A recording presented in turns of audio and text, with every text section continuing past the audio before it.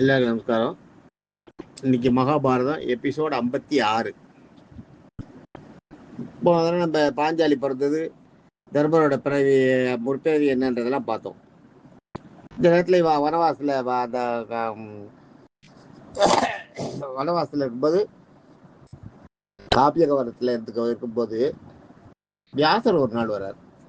வியாசர் வந்து என்ன சொல்றார், வியாசர்கிட்ட வரவாகிட்டெல்லாம் புலம்புவான். இந்த பீமனும் திரௌபதியும் புலம்புவான். அர்ஜுனன் கூட சொல்ல மாட்டான், பீமனும் திரௌபதியும் ரொம்ப சொல்லுவான். இவர் பண்ணதுனால இந்த தர்மர் பண்ண காரியம் இவ்வளோ பெரியதுன்னு. நியாயம் தானே, நியாயம் தானே. தர்மரை வந்து பீமன் கண்டபடி கேட்பான், கேட்காத கேள்வி எல்லாம் கேட்பான். இவர் வியாசர் வந்திருக்காரு இல்லையா, வியாசர் வந்திருக்க நேரத்தில் ஒரு தடவை என்ன பண்ண, வியாசர் வந்து அர்ஜுனனை பார்த்து, நீ போய் வடக்க நீ போய் இமயமலைக்கு போய் எல்லாம் பரமசிவன்கிட்ட ஈஸ்வரன்கிட்ட நிறையா வரலாம் வாங்கிட்டு வா. அதெல்லாம் உனக்கு வியாசருக்கு முக்காலமும் தெரியும், பின்னாடி மகாபாரதத்தில் யூஸ் ஆகும் தெரியும். அதனால நீ போய் ஈஸ்வரன் இந்திரனையும் பார்த்து நீ பல வஸ்திரங்கள்லாம் நீ வாங்கிட்டு வரணும். ஏன்னா உனக்கு எதிர் இருக்கிறவாள்லாம் பெரிய பெரிய அவளை எடுத்துட்டு இருக்கீங்க, நீ போய் அதை வாங்கிட்டு வந்துவா. சரின்ட்டு இப்போ அர்ஜுனன் கிளம்பிடுவான். எல்லார்ட்டையும் பர்மிஷன் வாங்கிட்டு நான் போய் இதை வாங்கிட்டு வரேன்வா. அவன் எல்லார்ட்டையும் வரும்போது கடைசியில் திரௌபதி கிட்ட வருவான். திரௌபதி அந்த நேரத்தில் தாயா இருந்து ஆசீர்வாதம் பண்ணி அனுப்புவான். நீ போயிட்டு வா, நீ எல்லாத்தையும் ஜெயிச்சுட்டு வான்னு. அந்த மாதிரி இவன் போவான். இவன் போவான், காட்டில் போயிட்டே இருப்பான், எங்கெங்கயோ போவான். முதல்ல ஒரு இமாலயத்தில் வழியெல்லாம் போயிட்டு இருப்பான். போயிட்டு இருக்கும்போது ஒரு இடத்துல இவன் வருவான். ஒரு இடத்துல ஒரு முனிவர் வருவார். ஒரு முனிவர்னா ஈஸ்வரன் தான் முனிவரா ஒரு வேஷம் எடுத்துட்டு இவரை சந்திக்கிறதுக்காக வருவார். அதே மாதிரி இந்திரனும் வருவார். இந்திரன் வந்து என்ன பண்ணுவார், ஒரு தடவை இவரை வழியில மடக்கி, இந்திரன் நீ முனிவர் வேஷத்துல வந்து இந்த அர்ஜுனோட மடக்கி எங்கே போற என்ன போறான்னுவார். இது மாதிரி நான் ஈஸ்வரனை பார்க்க போறேன் அப்படின்வா. நீ பரமசிவனை பார்க்கணும்னா நீ கைலாயத்துக்கு இன்னும் எங்கேயோ போகணும். கைலாயம் வந்து நீ இந்த வில்லு அம்பு இதெல்லாம் நீ வச்சுட்டு போனேன்னா எப்படி ஒன்று இது பண்ணுவா. இந்த வில்லு அம்பெல்லாம் எதுக்குங்க, காண்டிபெல்லாம் எதுக்குங்க, இதெல்லாம் தேவையில்லை. நீ வந்து இப்போ இங்கே வந்து வெறும் தவம் பண்ணுற முனிவர்கள் தான் இருப்பா. அவள் கையில் கமண்டலமும் இந்த ஜலமும் தான் இருக்கும். நீ இந்த இதெல்லாம் வச்சு நீ என்ன பண்ண போற, இங்கே யார் வந்து உங்ககிட்ட சண்டை போட போறா, இதெல்லாம் நீ எதுக்கு தூக்கின்னு போகணும், இதெல்லாம் நீ வச்சுட்டு போகக்கூடாது அப்படின்னு பல வாரம் சொல்லுவான். ஆனால் அது சொல்லிட்டு உனக்கு இப்பயே நான் முதல்ல ஒருத்தர் கூப்பிட்டு போயிடுறேன், உன்னை நன்னா வச்சுக்கிறேன் வான்னு கூப்பிடுவார். கூப்பிட்டா அவன் வரமாட்டார். எனக்கு என்னோட விவாதம் முக்கியம், என்னோட காட்டில் வந்து என்னோட பஞ்சபாண்டவ சகோதரர்கள்லாம் இருக்கா, திரௌபதி இருக்கா, இவாளையெல்லாம் விட்டுட்டு நான் வர முடியாது அப்படின்னு சொல்லி இந்திரன் அனுப்பிச்சிடுவான். இவன் அப்படியே போயிட்டே இருப்பான். ஒரு நாள் போய் காட்டில் போய் தவம் பண்ணுவான், குரகமான தவம் பண்ணுவான். தவம் பண்ணும்போது நேரத்தில் பார்த்தா ஈஸ்வரன் என்ன பண்ணுவார், வருவார். ஈஸ்வரன் வந்து இவனோட தவத்தை சோதிக்கிறதுக்காக என்ன பண்ணுவார், நந்தியை கூப்பிட்டு நீ ஒரு பன்னி உருவெடுத்து நீ அப்படி போ அப்படின்வார். நந்தி பன்னி உருவம் எடுத்து அப்படி குறுக்க வரும். இந்த அர்ஜுனன் தவம் பண்ணிட்டு இருக்கான் இல்லையா, அந்த இடத்துல வரும். அந்த இடத்துல வந்து பக்கத்தில் உருணுனே இவனுக்கு அப்பதான் தெரியும், இது கண்டுபிடிப்பான். பார்த்தா அப்போ எதிர பண்ணியிருக்கும். உடனே தன்னோட வில்லு அம்பை எடுத்து ஒரு அம்பை விடுவான். அதுக்குள்ள அந்த பண்ணி ஓடும். ஓடினவொடனே அதை துரத்திட்டு ஓடுவான். துரத்திட்டு போய் ஒரு அம்பு விடுவான். இவரோட அம்பு போய் விழற அதே நேரத்தில் இன்னொரு அம்பு வந்து தைக்கும். அந்த இன்னொரு அம்பு வந்து அந்த பஞ்சு மேலே விழும். பஞ்சு மேலே இன்னொரு அம்பு வந்து அடித்த உடனே பார்த்தா அதை யார் விட்டதுன்னு தேடுவான் இவன் அர்ஜுனன். ஏன்னா அங்கே ஒரு வேடன் இருப்பான். அந்த வேடனை கூப்பிட்டு நீ தான் இந்த அம்பு விட்டியா அப்படின்வான். ஆமான்னுவான். நீ எதுக்கு இந்த அம்பு, நான் தான் இந்த அம்பு விட்டு இந்த இதை பண்ணேன், இந்த பண்ணியை கொன்னேன், எனக்கு தான் வேணும் அப்படின்னு அந்த வேடன் சண்டைக்கு வருவான்.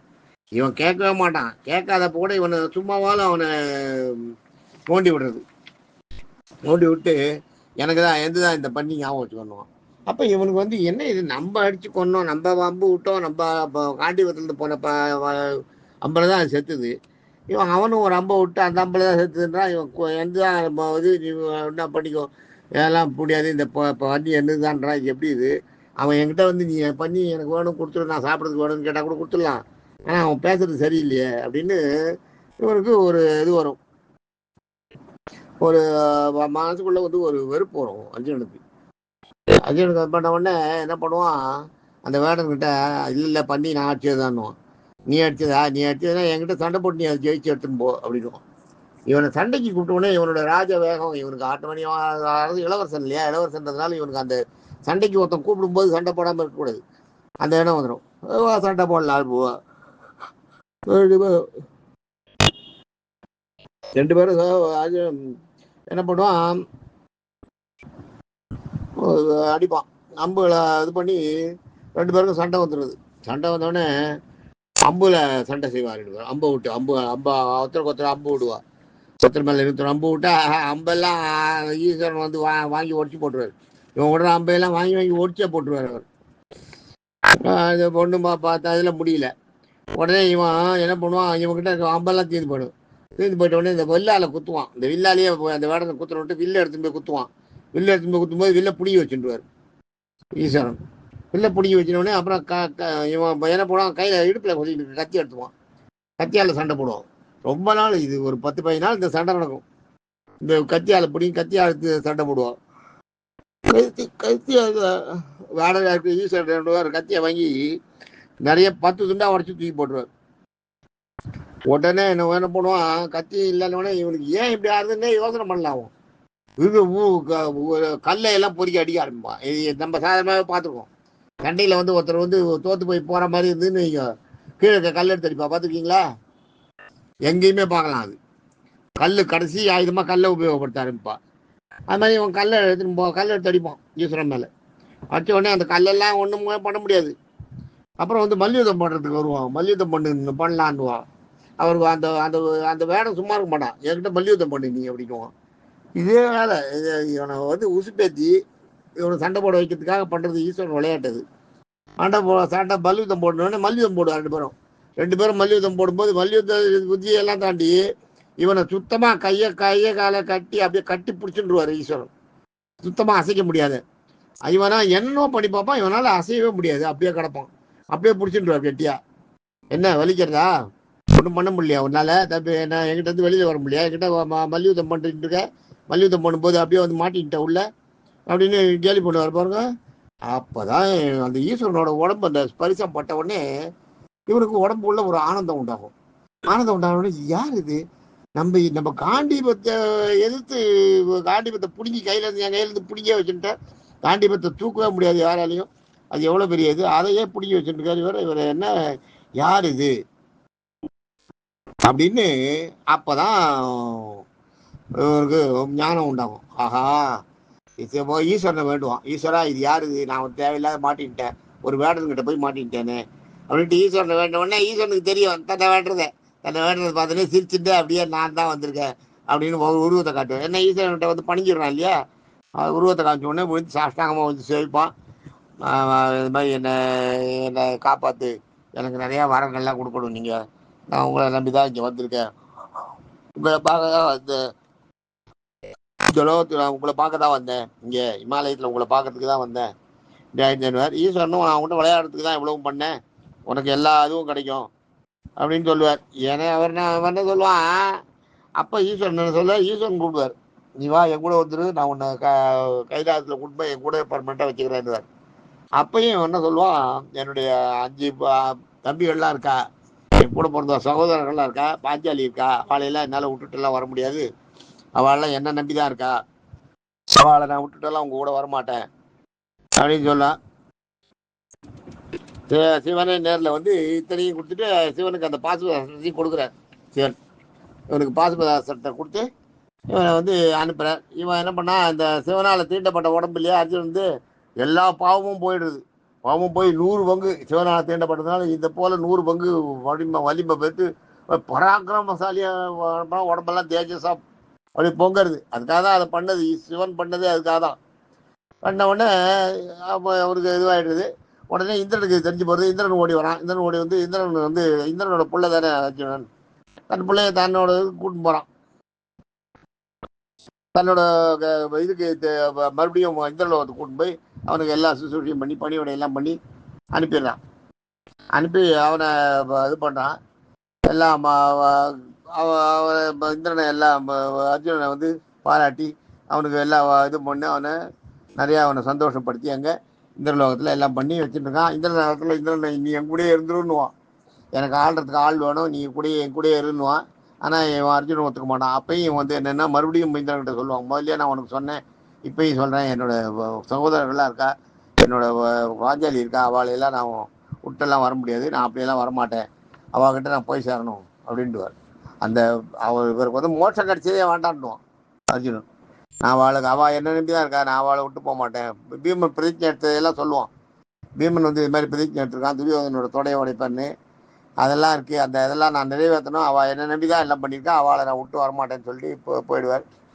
இது இப்படியாக வந்து மறுபடியும் அர்ஜுனன் வந்து திரும்பி வருவான். திரும்பி ஊருக்கு வந்துட்டு இருப்பான். ஊருக்கு வரட்டும், அர்ஜுனன் ஊருக்கு வரதுக்கு முன்னாடி இதுக்கு முன்னாடி அங்கே நடந்தது இருக்கு இல்லையா, அதை பார்க்கணும். அங்கே இந்த ஆரம்ப காலத்தில் இந்த காட்டுக்கு வந்த உடனே கண்டபடி பீமனும் திரௌபதியும் தர்மரை கேட்பான். தர்மரை கண்டபடி கேட்பா, நீ ஒரு ராஜாவா? ராஜான்னா கோபம் வரணும். அந்த அந்த இதையெல்லாம் சொல்லுவான். இவன் சொல்லுவான், அந்த பீமன் சொல்லுவான், ராஜான்னா சத்திரிய லட்சணமே கோபம் தான். வாதாடுறதும் சத்திரிய லட்சணமே கொடூரமும் கோபமும் இருக்கணும். கொடூரமான செயல்கள்லாம் அஞ்சக்கூடாது.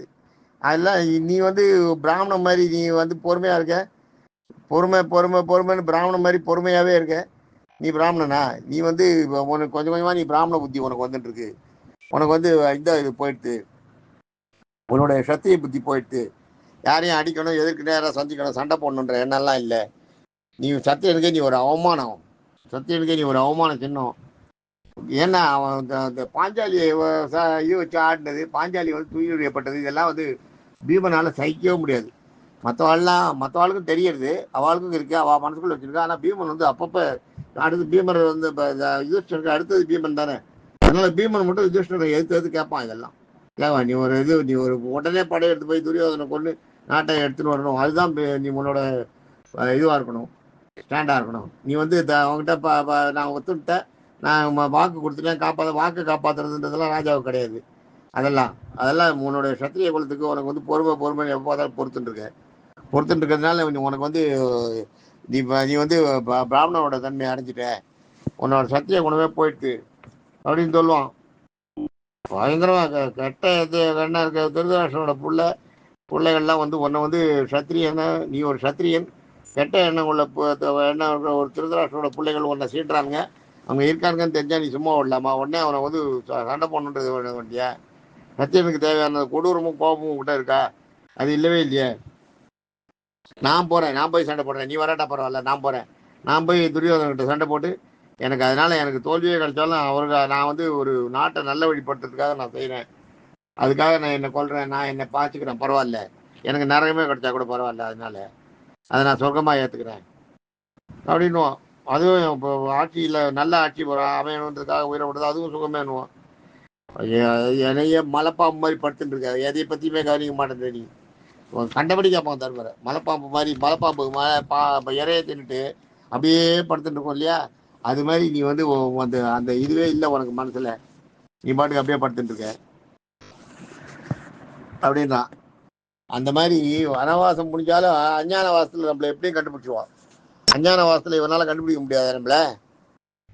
நீ அதுவும் அர்ஜுனன்லாம் வந்து எவ்வளோ போட்டியெல்லாம் நடந்து, போட்டியில எல்லாம் அவன் ஜெயிச்சிருக்கான், அவனை ராஜா பரிசெல்லாம் வாங்கியிருக்கான். போட்டியில எல்லாம் எவ்வளோ ஜனங்க, ஊரில் இருக்க லட்சக்கணக்கான ஜனங்க வந்து சேர்ந்து பார்த்துருந்தது. அவ்வளோ பேருக்கு நடுவில் அர்ஜுனன்லாம் இருந்தான், நாங்கள்லாம் இருந்தேன். என்னோட உருவம் பெரிய உருவம், என்னோட உருவத்தை பார்த்தாலே நான் பீமன்றதை கண்டுபிடிச்சிடுவா சொல்லுவா.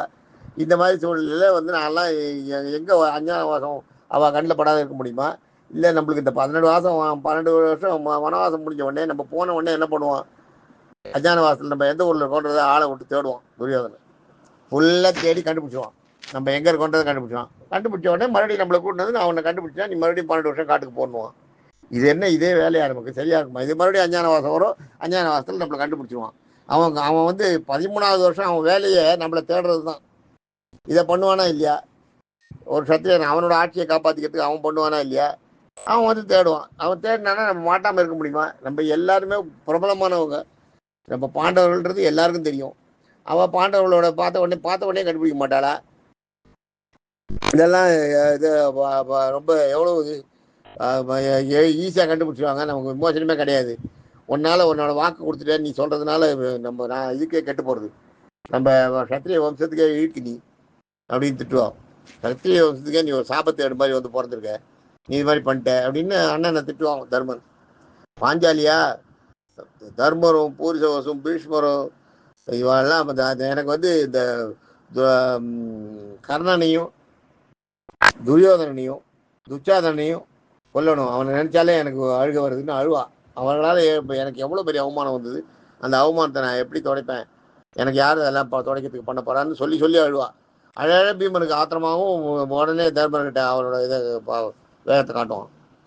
அது மாதிரி தர்மர் என்ன சொல்லுவார், பூரிசவசு, பீஷ்மர், துரோணர், கர்ணர், அஸ்வத்தாமன், கிருபன், துரியோதனன் எல்லாருமே பெரிய ஆளு. இவளையெல்லாம் எடுத்து நம்ம ஜெயிக்கணும். நம்ம ஜெயிக்கணும்னா அதுக்கான காலம் பார்த்தோம், இன்னும் பக்குவம் ஆகலை. அதை நம்ம பல ஊர் ராஜாக்களும் அங்கே நாட்டுக்குள்ளே என்ன நடக்கிறதுன்றது தெரியாத சகோதர யுத்தம்னு நினச்சிட்டு இருக்காளே ஒழிய உள்ளுக்குள்ளே என்னென்ன துரியோதனம் பண்ணான்றதெல்லாம் தெரியாது எல்லாருக்கும். ஆக எல்லாரும் நிறைய பேர் சிற்றரசர்கள்லாம் துரியோதனன் பெரிய ஆளாக இருக்கான், பேரரசு இருக்கான், அதனால அவனுக்கு சப்போர்ட் பண்ணிட்டு தான் நிற்கிறான். இவாளையெல்லாம் நம்ம என்ன பண்ணுவோம், அது நாட்டை சூதாடிச்சான்றதுனால தர்மர் பேர் அவன் பேர், தர்மர் சூதாடிச்சான்றதுனால அவன் பேர். அது தர்மரே சொல்லுவார், நான் சூதாடினதுனால எனக்கு வந்து என்னோட பேரே வந்து எல்லா இடத்துலையும் கெட்டு போயிடுச்சு, அதனால நான் சொல்றது எல்லாம் ஏற்றுக்க மாட்டா, அதை ஜனங்க ஏற்றுக்காது, ஜனங்க பூரா துரியோதன சைடில் தான் இருக்கும். ஆக இப்போ நம்ம சண்டையெல்லாம் போனோம்னா சண்டையில் நம்ம தோக்க தான் தோற்றுருவோம். நம்ம தோத்தோம்னா நமக்கு இன்னும் கொடுமை, நம்மளை ஜெயிலில் எல்லாம் போட்டுருவோம், நம்ம வெளியே சுதந்திரமாகவே இருக்க முடியாது. இந்த சுதந்திரமே நமக்கு திருதராஷ்டிரன் வந்து துரியோதன்கிட்ட ரெண்டாவது ஒரு தரம் சூதாடும் போது இது பண்ணி அதில் வந்து காட்டுக்கு போகணுன்ற அந்த பிரதிஜை எடுத்துன்னு வரும். முதல்ல கொடுத்துட்றான். திரௌபதி வந்து இந்த பாஞ்சாலி சபையில் திரௌபதி வந்து ரொம்ப துயில் உரியப்பட்டாள்ன உடனே அவளுக்கு கண்ணன் புடவை கொடுத்துட்டான் காப்பாற்றினா. எவ்வளோ துயில் உரிஞ்சாலும் புடவை குறையில புடவை அப்படியே இருக்கு வந்துட்டே இருக்குன்னு தெரிஞ்ச உடனேயே திருதராஷ்டிரன் வந்து நல்லா குறைஞ்சி போயிடுவான். ஆஹா, இது எப்படி நம்ம இது மாதிரி ஆயிடுது, இவளுக்கு தெய்வ இயற்கை இல்லாத போது தேவர்கள்லாம் அனுகிரகம் பண்ணுறா போல் இருக்கு, கிருஷ்ணனுக்கு இருந்து புடவை வருதுன்னு தெரியறது இவனுக்கு, கிருஷ்ணன் அனுப்புறாருன்னு. கிருஷ்ணன் இருக்கா பக்கத்தில், கிருஷ்ணன் வாழை காப்பாற்றிடுவான். ஆகா, எவ்வளோ பெரிய தப்பு பண்ணிட்டோம், நம்ம வீட்டு மாட்டு பொண்ணாச்சே பாஞ்சாலி, இவன் துரியோதனன் கிடக்கான்னு கொஞ்ச நேரத்தில் ஒரு ஆவேசம் வருது அந்த திருதராஷ்டிரனுக்கு. சரி, திருதராஷ்டிரனுக்கு பாஞ்சாலியை கூப்பிட்டு பாஞ்சாலியை வந்து கண்டபடி ஓட்டு கத்துவான் சபைக்கு நடுவில் கத்தும்போது கூப்பிட்டு அவளை கூப்பிட்டு, நீ பதறாத, நீ இரு அடக்கமா இரு, உனக்கு என்ன வேணும், உனக்கு தேவையான எல்லாத்தையும் கொடுத்துருவேன், நீங்கள் இப்போ தாயம் ஆடி கட்டத்தில் இந்த சூதாட்டத்தில் இருந்த அத்தனை பொருளையும் உங்களுக்கு திருப்பி கொடுத்துருவேன், அத்தனையுமே திருப்பி தரேன், எல்லாமே உனக்கு தரேன், பழைய மாதிரி நீங்கள் ராஜாவாக போய் இங்கே இருக்கும். இந்த சவுதா ஆடுறதுக்கு முன்னாடி உங்களுக்கு என்னென்ன பொருள் இருந்ததோ அத்தனையும் உங்களுக்கு தான், எந்த இல்லை, நாங்கள் ஜெயிக்கலாம் இல்லை, நீ சொன்னது சரி, சூதாட்டத்தில் வந்து கபடமாக ஜெயிச்சது தப்பு அப்படின்னு சொல்லுவான். அப்படின்னு சொல்லி கொடுப்பான். அவன் கொடுத்த உடனே சகுனி மறுபடியும் தர்மரை தூண்டுவான். நீ இப்போ இவ்வளவு நீ வாங்கிட்டேன்னு நினச்சிட்டியா, இதெல்லாம் வந்து எங்கள் மகாராஜா போட்ட பிச்சை, இதை வச்சு நீ ஆடி கூட எங்களை ஜெயிக்கலாம், எங்களை ஜெயிச்சு எங்கள் நாட்டை அடையலாம் அப்படின்வான். இவங்க நாட்டை அடையிறமோ இல்லையோ, சூதில் நம்ம வந்து நம்மளுக்கு வந்து தாயம் ஆட தெரியல, உனக்கு பகடையே ஆட தெரியல, தெரியாமல் நீ வந்து இருக்க ராஜாவாக இருக்க அப்படின்னு சௌரி சொல்லுவான். சொன்ன உடனே எனக்கு ஒன்று எல்லாம் தெரியும், நான் ஆடுறேன், மறுபடியும் ஆடுவான், மறுபடியும் பகடை ஆடுவான். பகடை ஆடி மறுபடியும் தோத்த உடனே அப்பதான் சொல்லுவா துரியோதனன் என்ன பண்ணுவான், வெறும் இவகிட்ட இதை வாங்கிட்டு பிரயோஜனம் இல்லை, இவாளுக்கு ஒரு தண்டனை கொடுத்து இவாளை இந்த இடத்த விட்டு அப்புறப்படுத்திடணும், ஊர் ஜனங்கள்ல இதுக்குள்ள விகரணன் எழுந்து நீ பண்றது சரியில்லைன்னுவான். விகரணன் பேசின உடனே சபையெல்லாம் வந்து ஆமா நீங்க பண்றது சரியில்லைன்னு சபை துரியோதனுக்கு எகஸ்ட்ரா திரும்பின உடனே தான் துரியோதனம் சுதாரிச்சுப்பான். இந்த நேரத்தில் இது கேஸை இப்போ முடிச்சிடணும், இதை இப்போ இனிமேல் வளர்த்துட்டே போனோம்னா இது பிரச்சனை ஆகிடும் அப்படின்ட்டு என்ன பண்ணுவான், உடனே அவனை இது பண்ணி நகர்த்திட்டு உடனே இவாளை வந்து நீங்கள் வந்து 14 வருஷம் உங்களுக்கு தான் இந்த நீங்கள் தோற்றதுக்கு பனிஷ்மெண்ட் இதுதான், உங்களுக்கு வேறு எதுவும் இல்லை, 13 வருஷம் நீங்கள் உங்களுக்கு வனவாசம், 12 வருஷம் நீங்கள் இதில் ஒழிஞ்சிருக்கணும், காட்டுகளில் போய் வசிக்கணும், 1 வருஷம் அஞ்ஞாத வாசம், நாட்டுக்குள்ளே தான் இருக்கணும், ஆனால் நீங்கள் யாரும் தெரியக்கூடாது, உங்களை கண்டுபிடிக்க முடியாத அளவுக்கு வேஷம் போட்டு நீங்கள் எங்கேயாலும் 1 வருஷம் தள்ளணும், இந்த 13 வருஷம் கழித்து நீங்கள் வந்தீங்கன்னா உங்களுக்கு அந்த ராஜ்யங்கள் திருப்பி கொடுத்துருவேன் அப்படின்னு இவன் சொல்லுவான், துரியோதனன் சொல்லுவான். சொன்ன உடனே திருதராஷ்டிரன் சரி ஏதோ ஒன்று பண்ணி செட்டில் பண்ணி விட்டோம், அவளை வெளியே அனுப்பிட்டோம். அந்த நேரத்தில் சபை ஒரே குதிக்க ஆரம்பிச்சிடுறது இல்லை, சபையை வந்து கட்டுப்படுத்தணுன்றது முக்கியம். அப்போ சொல்லுவான். அப்போ சொல்லி தான் இந்த அஞ்ஞான அவஸ்தை. அதனால தான் அந்த சபையை அடக்கணுன்றதுக்காக தான் துரியோதனன் அஞ்ஞான அவஸ்தை ஒத்துக்கிறான். இவன் வர அதையெல்லாம் சொல்லுவான். தர்மர் சொல்லுவார், அப்படியெல்லாம் எனக்கு வந்து சான்ஸ் கிடைச்சப்போ கூட நான் அதை இது பண்ணல விட்டோன்னு. நீ அது மாதிரி வாங்கி கொடுத்தாலும் நாங்கள் வாங்கி கொடுப்போம். அப்பயே சொல்லுவான், இந்த மாதிரி எங்களுக்கு ஃப்ரீயாக கொடுக்குறதெல்லாம் என்னங்க, எங்களுக்கு அந்த மாதிரி இதெல்லாம் வேண்டாம், எங்களுக்கு அந்த மாதிரி பிச்சை எடுத்தெல்லாம் வாங்கிக்க வேண்டாம் அப்படின்னு திருதராஷ்டிரிட்டே சொல்லுவோம். திருதராஷ்டிரிட்ட நீ எல்லாம் ஒரு சித்தப்பான்னு, நீ எல்லாம் எனக்கு ஒரு பெரியப்பான்னு சொல்லிக்கிறியே, உனக்கு அசிங்கமா இல்லையா? நீ தானே எங்களுக்கு அப்பா. இப்போ பாண்டி இல்லையே, பாண்டி இல்லைன்னா நீ தானே அப்பா. நீ வந்து இந்த மாதிரி துரோக செயலுக்கெல்லாம் ஈடுபடலாமா, இதுக்கெல்லாம் நீ துணை இருக்கலாமான்னு கேட்பான்.